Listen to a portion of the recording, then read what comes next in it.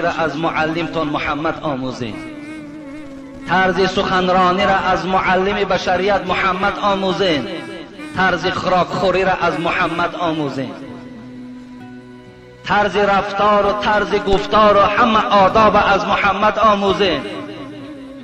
هر چیزی که محمد آورد و ما اتاکم الرسول فخذوه، چیزی که آورد قبولش کنید. چی آورد؟ آیا منه پیغمبر خدا ریش نداشتن؟ ریش داشتن. آیا در منه حضرت ابوبکر که شما آب چشمتان در کیسه هایشان میریزد منه او ریش نداشت؟ آیا در منه حضرت عمر رضی الله عنه که لو کان بعد نبی لکان عمر، پیغمبر گفت بعد من پیغمبری خاتمه نمیشد، هر آینه عمر پیغمبر بود. آیا منه او ریش نداشت؟ حضرت عثمان وصف ریشش میگوید پیشای برش همه را محکم میکرد ریش حضرت عثمان.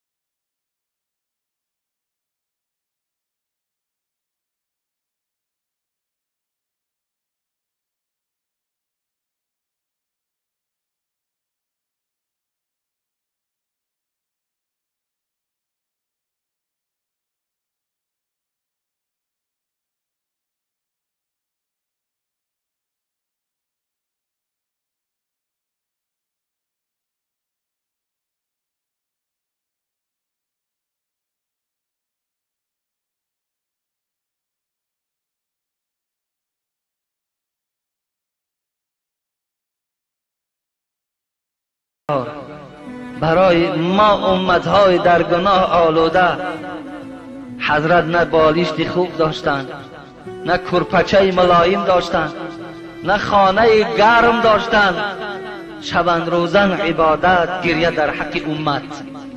امروز امت میگوید ما ریش بد میبینیم، برای که پیغمبر ریش داشتند. همان پیغمبری که دست برداشت و گفت اللهم امتی امتی و بکا، همون پیغمبری که باری خدایا امتم گریه کردن. نام امتم میگرفت حضرت گریه سرازیر میشد. قدر غمخوار بودن، این قدر دوست میداشتن. وقتی حبیب خدا در گریه میگرد داده شدن، الله جبرائیل گفت یا جبريل اذهب الى محمد و ربك اعلم فسله ما يبكيك. این حدیثی صحیح است. الله جبرائیل گفت جبرائیل پایان شو، حبیب من محمد گریه دارد، من میدانم که او چرا گریه میکند، لیکن پرسان که وی را برای چی گریه میکند. وقتی جبرائیل آمد پرسید، حبیب خدا گو الله میداند من برای چی گریه میکنم. رو برای خداوند خبر ده. وقتی رفت خبر داد که الله محمد برای امتش گریه میکند. الله چی گفت؟ چی بشارت داد؟ رو برای محمد بگو این سنرضیک فی امتک ولا نسوءک. این سنرضیک فی امتک ولا نسوءک. رو برای محمد خبر بده که من که پروردگار عالمیان هستم، حتمی پیغمبر روز قیامت راضی میگردانم و امت او را فراموش نمیکنم. امت پیغمبر را فراموش نمیکنم. با دعای پیغمبر الله ما را فراموش نمیسازد. ما امروز دشمن سنت پیغمبر هستیم. ما امروز قدردانی آب چشم پیغمبر را نمیکنیم. بی رحمانه علیه سنت پیغمبر خدا مبارزه میکنیم. از خدا بترس. به خدا قسم در پیش یک مصیبت وزنین برای تو جان کندن است. الله دانا است که ایمان تو را شیطان غارت میکند. از خدا ترسیدن در کار، فکر آخرت کردن در کار.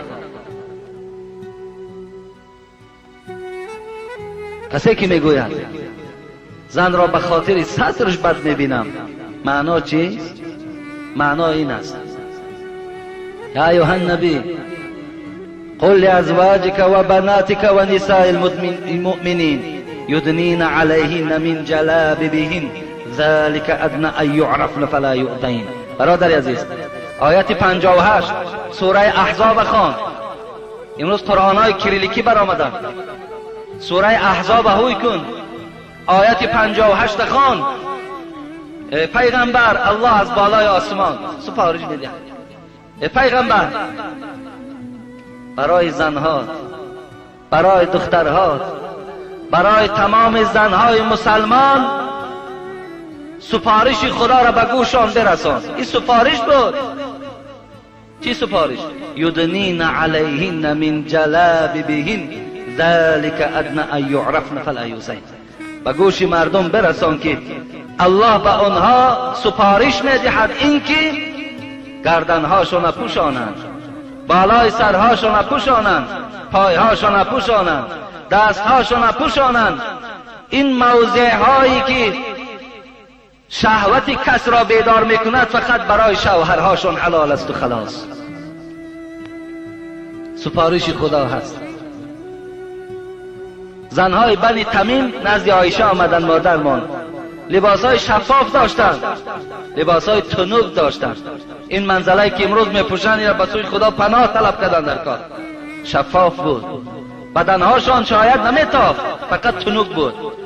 حضرت عایشه مادرمان این لباس دید چی گفت؟ این کنتن مؤمنات فلیس هذا بثياب المؤمنات. مادرای عزیز گفت اگر شما دعوای مؤمنین مسلمانی داشته باشین، این لباس در بر کردن این لباسی مسلمان نیست. گفت سخن عایشه است. مادر عزیز، سخن مادر ما جنسی زن بود. تازه عروسه نزد حضرت مادر ما عایشه آمدن. و هم شاید یگان لباسی ناجور داشت، خوب داشت. عایشه دیدن برابر ناراحت میشد. چی گفتن؟ لم تؤمن بصورت نور من تلبس هذا. این لباس کسی می پوشد که از سوره مبارکه نور درکدار نیست. سوره مبارکه نور خوانید. این سخنهای خدا هست، سخنهای پیغمبر است.